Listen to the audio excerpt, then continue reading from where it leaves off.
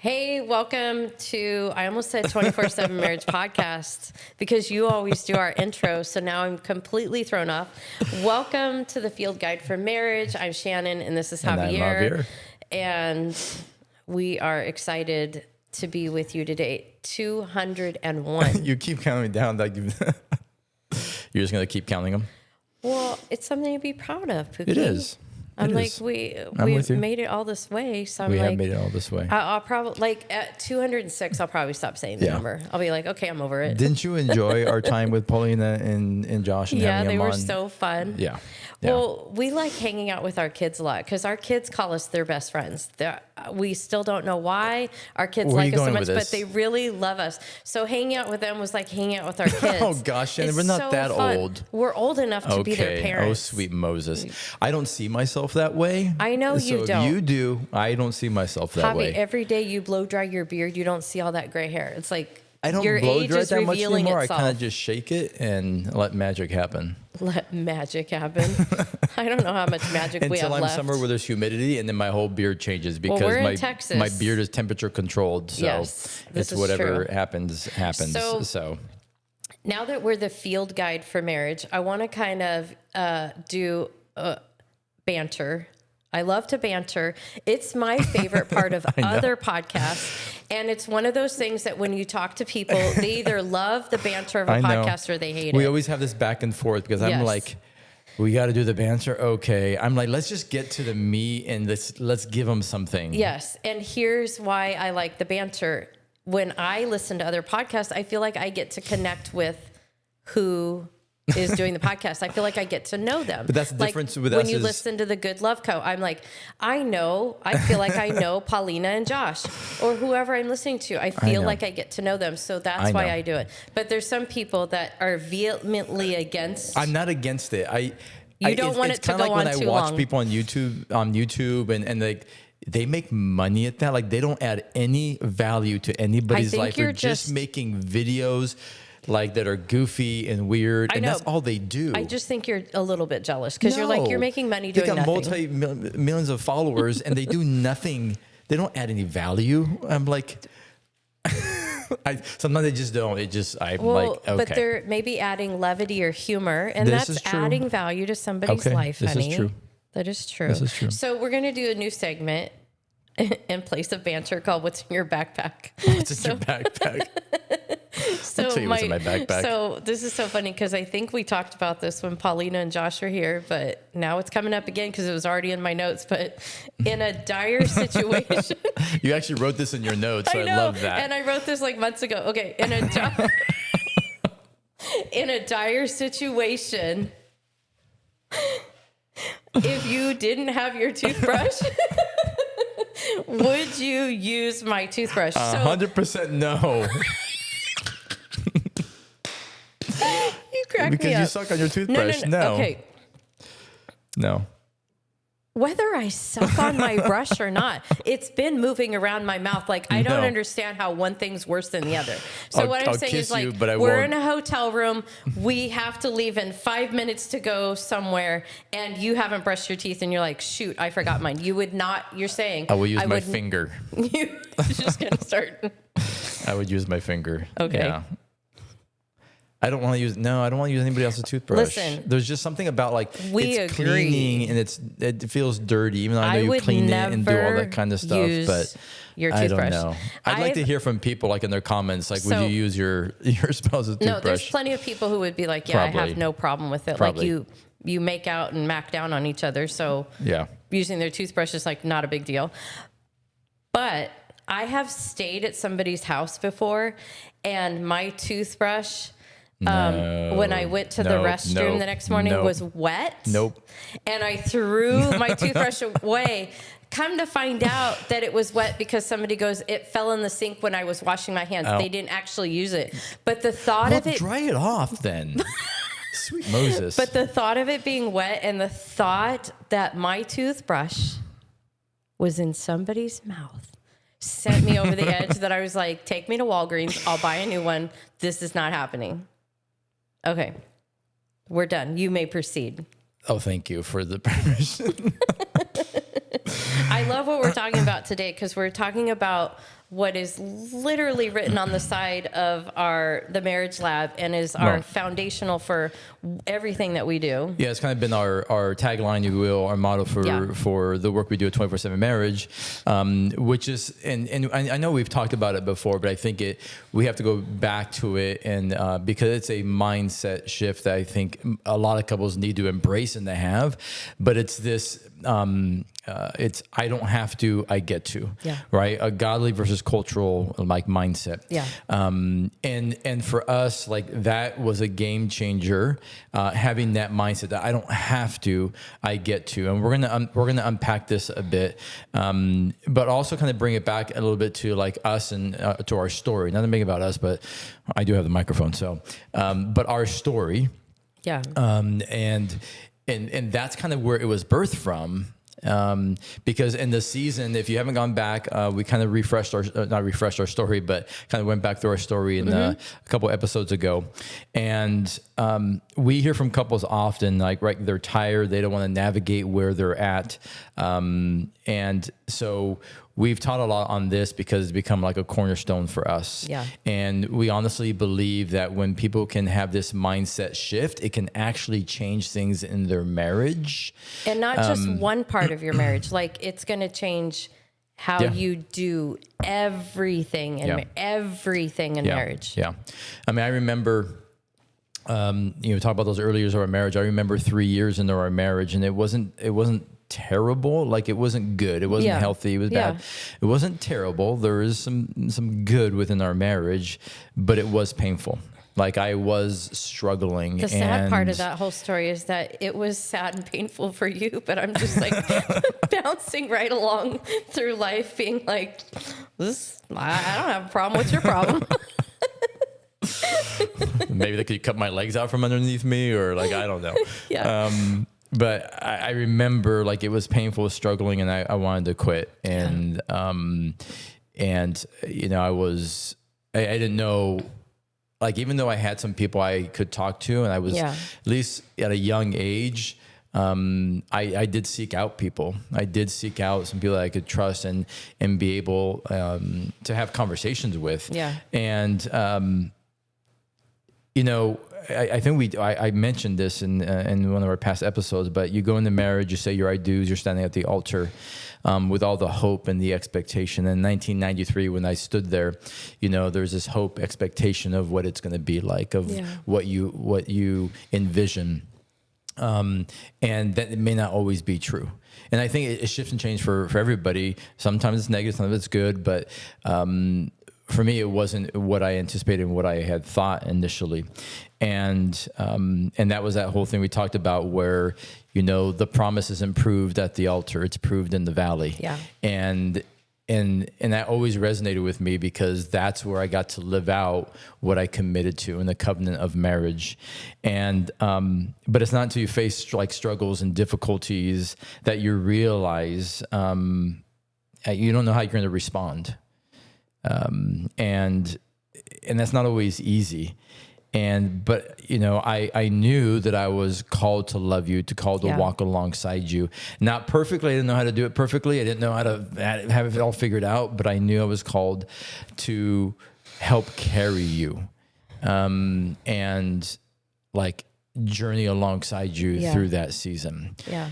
And even though it was painful and it was hurtful, and I wanted to avoid and I wanted to isolate because, getting to the other side of that, I didn't want to have to go through what I had to get through. Like, I wanted what's on the other side of it. Yeah. We all do. We want the healing, the restoration, the transformation. And I think that we can tend to forget we have to go through it. That's the only way. You have to go through it. We've seen time and time again in our marriage, right? If we try to get ourselves out of that or try to avoid it or go around this way and find the shortcut, and not deal with it, what happens? Yeah. We come back to it. The same issue or struggle arises again. It's so funny because you inherently know that, Javier, but it's the very thing that your therapist told you probably 2 or 3 months ago, navigating some childhood stuff, is that he said to you, Javier, you want to heal from this and you need to heal with it. Like, you this is always a part of your story. So you heal with this part of your story. And you were like, I want to heal and I want to put it in a box over here. And then I want to keep moving on with my life and ministry and doing all the things we're doing. And you shared that with me. And it's like, even though we say these things, it's like, we have to remember these things. We have to practice these things. We have to live these things out too. Yeah. And reminding each other of them. And there's been days where it's like, this is so hard, but I get to do this with you. Like I get to sit in your pain with you. Yeah. And what a privilege it is for me. And I'm just speaking for myself. What a privilege it is for me to sit at your side through your worst moments, because God allowed me, he brought us together, and I'm getting to be a witness to your life. Yeah. If it wasn't me, it'd be somebody else, but I'm getting to witness. Yeah. And do you remember something Josh said when him and Paulina were here about when Paulina wins, it's a win for our marriage. Yeah. Like we win together. Yeah. And when you're going through healing, when we're on the other side of it celebrating, we get to celebrate together. I get to be there and celebrate with you. Yeah. And for me, that's a high privilege. Yeah. Well, and I don't take it lightly. And that's the thing in those, thank you, honey, Bookie. And in those moments, like that is the thing. This is what we're talking about. And we're going to unpack, like, how do you do this and the why and all that, and give you some stuff I think you can chew on and take with you. But this is the thing, is like to embrace that mindset in those moments, because when you have the mindset, I don't have to, I get to, you begin to look past the problem and you see the person. You begin to understand there's something else going on here. Yes. And you're right, you don't have to. Like for me, like there was pain, there was struggle. I didn't want to do that. My flesh, myself, didn't want to do that. But I think for me, and our marriage could have failed, is because we aren't willing to do what it takes, right, to restore, to get into our spouse's mess, to be uncomfortable. It's uncomfortable. Yeah. But that's, I think, when you embrace that mindset, you're saying, I want to sit in this with you. I'm going to embrace and step into that mess with you and walk with you. Yeah. It's kind of like the difference between, somebody who is an empath and somebody who's just, like, well, yeah, you'll be okay. You'll be fine. As opposed to somebody like an empath is going to say, let me get into that with you. Let me help you carry that and walk with you. But not everybody's wired as an empath. I mean, that's in a perfect world, every marriage would have one empath, but that's not always going to be the case. I think the myth that I want to dispel is that, fine, you're tired, you're frustrated, you're weary, you're worn out, you can't do this anymore. You leave this marriage, you're going to go to another marriage, and there'll be some mountain or valley that you're going to have to climb or face there too. There is no such thing as a struggle-free, worry-free, perfect spouse where somehow, if I married the right spouse, then this would be easier. Yeah. If we tackled this, it would go much smoother. And it's like these myths, we have to set people free from believing that these are truths. Yeah. They're not. Yeah. I mean, for me, like running through, it felt like running towards Goliath. When we were going through that. No, and I say that in the sense of like, we don't always want to run towards pain. Yeah. We don't want to run towards what is difficult. We have a natural aversion as humans to run away from pain, to run away from what is difficult, to not engage. But like, it was running towards what I didn't want to run towards. Yeah. I wanted what was on the other side of it. Yeah. And on the other side of that would be freedom, would be restoration and healing, and a marriage that's, even would be stronger. Yeah. Like I wanted all of that. And I hope people that are listening to this, like, recognize that, like, on the other side of that pain, that struggle, that difficulty, when you can embrace that mindset, like, yeah, I don't have to do this. I could leave. I could go. Like, this happened, and maybe there was infidelity, and you say, I could go, They broke that covenant. Yeah. But I get to stay and help them heal. Like, what is truly going on here? What has happened here? Yeah. Like, that it just shifts everything. And like, men oftentimes want to see change in their marriage, but they won't move past the pain of getting there. There's avoidance, and they don't want to be uncomfortable. And I see that too often with guys. And then like just the last boot camp we had, there's a guy who recognized, and he said like, I don't want to have to move past this.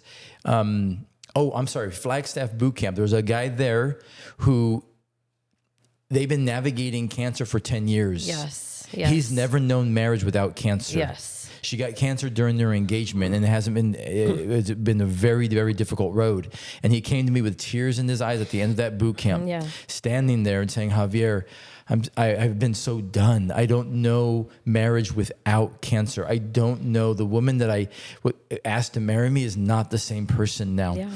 He goes, but the one thing that you said like, I don't have to do this, I get to do this, shifted everything for me. That even if this was a new reality, this is what I'm called to.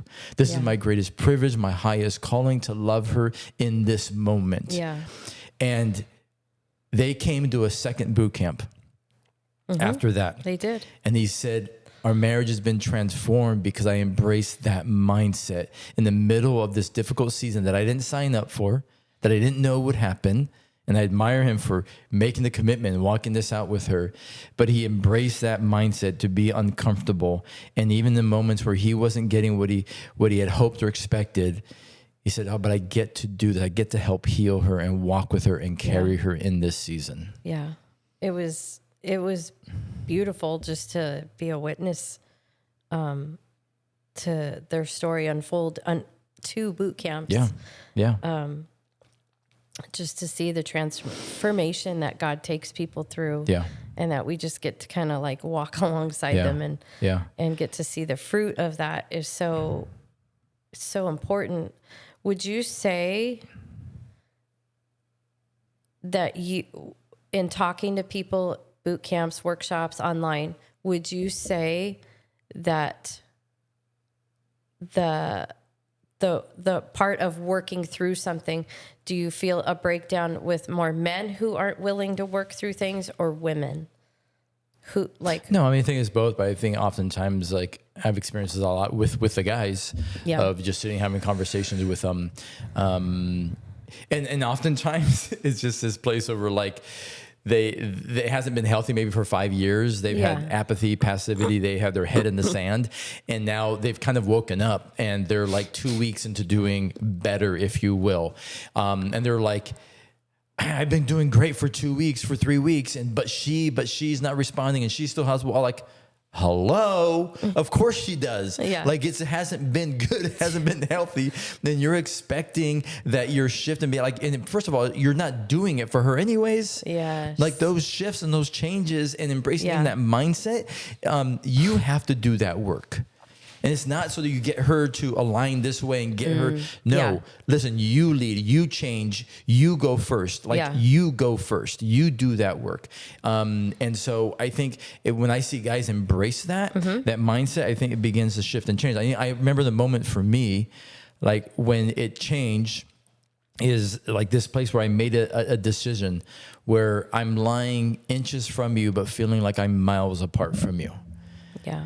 And I had to make a decision in that moment. Will I walk with her? Will I continue to move in this? I made a decision that, I'm going to continue to press in. And I remember walking in and asking, like, how can I love you today?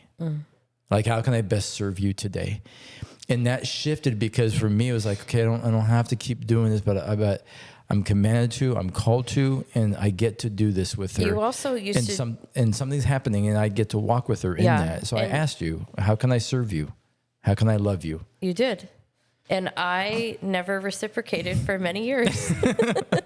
And every year we'd go out to dinner on our anniversary, and you'd sit across from me and you'd be like, so Pookie, how can I love and serve you better in this next year? And the first year I was like, oh, Oh, that's a great question. You could do this, you could do that. Second year, I was like, he's going to ask that question again. I came with notes. I'm like, you could do A, B, C, D. It was like third year, fourth year. Here we go. It didn't dawn on me till like year 5. Maybe I should ask you, how can I love and serve you better in this next year of marriage? And the sweet thing about you, my little doe deer running around Don't say that the backyard. Anymore. I'm not your little doe deer. No, I'm just gonna keep saying it. No. My little Shannan, sweet deer. Submit. Never once in those first 5 years at our anniversary dinner. Did you ask me? Did you ever say to me, do you want to ask me? Can I ask you a question? You would listen to my answers, and I'd be like, if you could do this, I'd like it if you could do that. And you would be like, okay, Shannan. All right. And then we'd go about our night. How narcissistic of me. Like, who did I think I was? Like, it didn't dawn on me. I mean, you were the sweetest, most gentle. I mean, empath runs through your veins. That is for sure. Because I don't know anybody who could have tolerated this. Honestly, I get to, Shannan.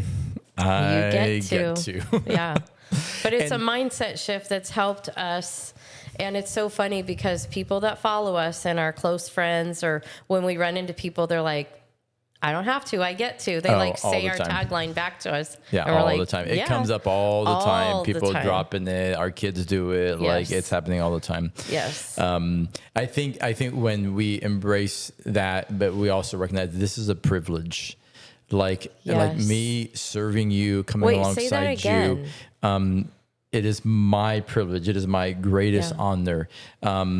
I don't have to pursue when I feel disrespected. I don't have to serve him when, or I don't have to serve you when it gets busy. Like, I can say all those things, right? Or keep engaging, right? And I've heard this, right? I don't need to keep engaging when she turns her back towards me, or when she's saying no to sex. Like, I don't need to engage her. I don't need to support her if she's ill or she can't do these certain things anymore.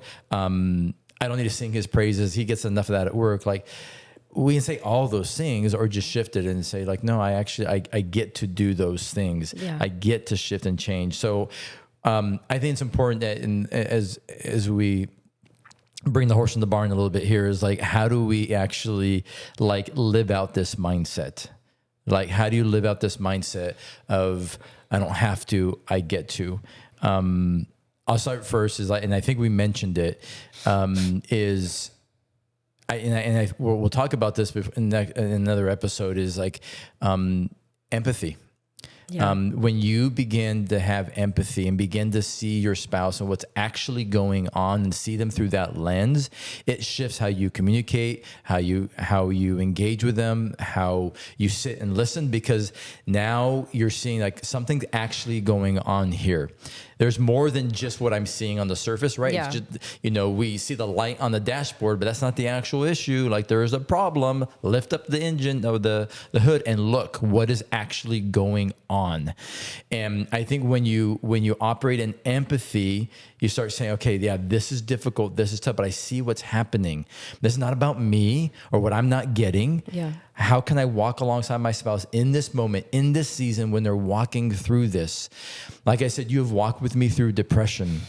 You've walked me through right now, and I think we'll probably talk about another episode, but of some trauma that's come up just recently, where it's hard for me to even mention it, even talk about. Yeah. But you have stood with me, and where lesser women would say, like, I don't know if I want to navigate that or deal with that.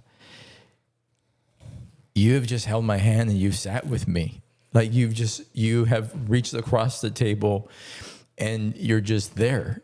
Like, I not even having to say anything, and like, you're giving me a place to not be okay. And it's okay to not be okay, right? And we tell couples that, but you're giving me that room to not be okay. And it hasn't been easy on you. It has not been easy on you, because there's things you're not getting right now in this season. And I recognize that. And it's okay, because we talk about it. We're not letting the enemy in.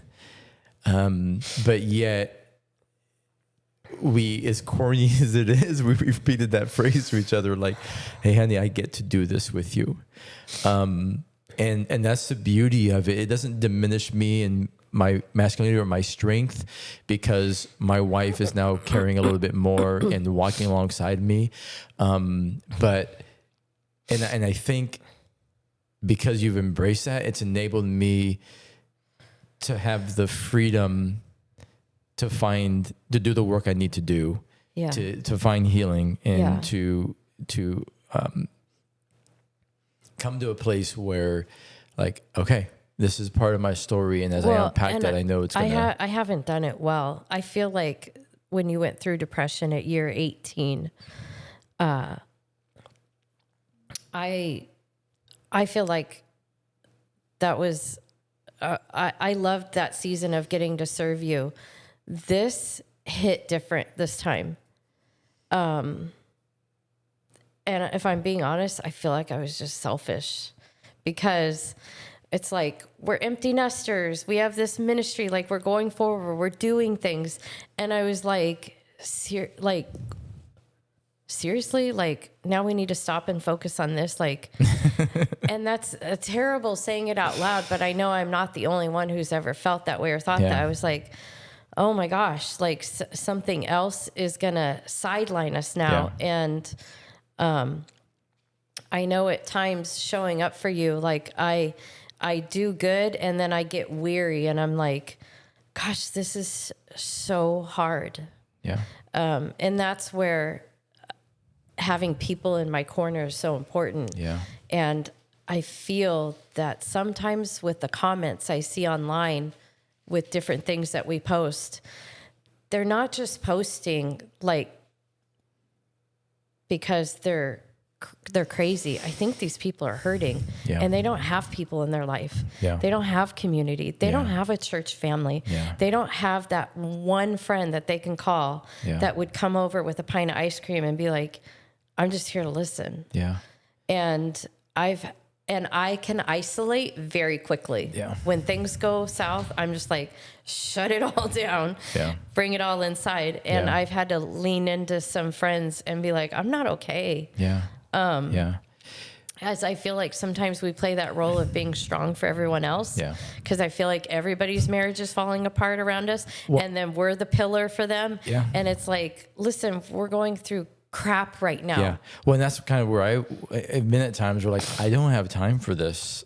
I don't have time to navigate this. Like, I am supposed to be the one who's helping others and carrying burdens for others and doing all of these things. Like, no, that's my role and that's what I'm supposed to be doing. I don't have time to navigate this and go through this. But that's where you have encouraged me by like saying, you need to get away. You need to go to the mountains. Well, you need to do this. Yes. You need to go back to your therapist. Like, you've been doing all those things. I get protective of you locking too, arms with me. And it comes across as maybe aggressive.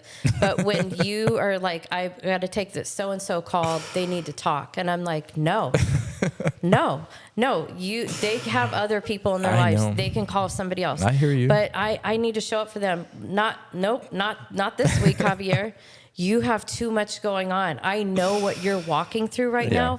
And I'm saying, you're going to tell them you can't talk today. Yeah. And you're like, yeah, you're right. And it's not me being, like aggressive over you or trying to be controlling. I'm trying to protect your heart. Yeah. And sometimes you will let the world trample all over your heart. And I'm like scooping it up, going like, no, you can't have Javier right now. I need him to heal. I do trust people to a fault. And yes, then, you do. Like, I will always give. I mean, that's always been me. Yeah.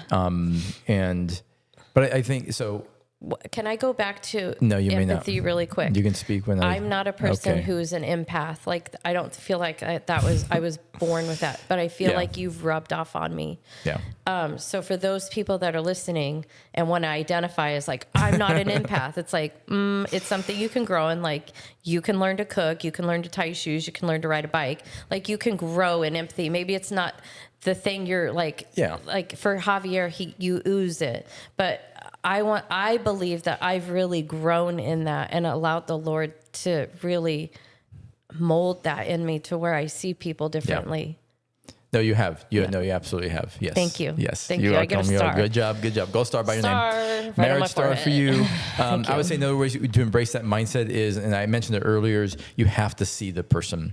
You have to see them. It's so easy to see what's happening to you, or see a problem, or see a struggle or a difficulty, or what's happening to you. Like, it's so easy to see that. Because everybody bails based on the problem, and it's like, but there's a hurting person behind that problem. When I step back and I look at people, like, man, I see that, but what is beneath that's taking place? Like, we're so quick again to cut off branches, but not get to the root. And like, that's where we need to get. It was what is actually taking place right there. And so, and I think when people can see the person and embrace empathy, like you stop seeing the person and their behaviors as burdens. You see them as opportunity to say, what can I do now to get into that mess? You start seeing them differently. It's not a burden to you. It is a beautiful opportunity to come alongside and be able to help heal your spouse. And I would say the third thing is, like, don't make it about you. Don't make it about you. And I know that sounds simple, but some of you listening to this right now, like you've made it about you. But you don't know what I'm not getting. You don't know what I'm not going without. Like, I didn't sign up for this. Like, we hear that often. Don't make it about you. The greatest thing you do in marriage is to serve the other. And it's such a beautiful thing that when that happens, God meets you exactly where you're at. He meets every need that you have. And God is not falling off his throne, surprised by what's going on in your life right now, in your marriage. Yeah. Like, he's got you. He is faithful. He is in control. He is for you. You're not alone in this. But I want you to, like, don't make it about you. Don't make it about you. God knows exactly where you're at and what you need. And it's crazy in God's economy how it works. That when I come into that space, when I move towards you, when you move towards your spouse, and you get into the mess, and you help them, and you help carry them, and walk with them, I promise you, you will not go without. I promise you will experience fulfillment 100%. In your marriage you've never felt before.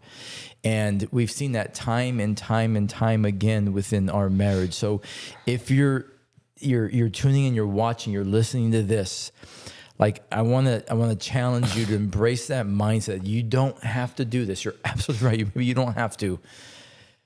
But when you say, I get to do this, I get to walk with them and carry that burden, I get to serve them, I get to love them and pursue them in this moment, I promise you that shift alone can radically change your marriage, or the beginnings of that change. Yeah. And to just sit with your spouse and to know that they're heard and you're with them and you're going to journey with them. Like what we're experiencing now, that changes everything. Yeah. It changes everything. And that's what we want for you. It's why we do what we do, that you would be able to experience freedom and restoration and healing, and the refreshment within your marriage. And it doesn't always come easy.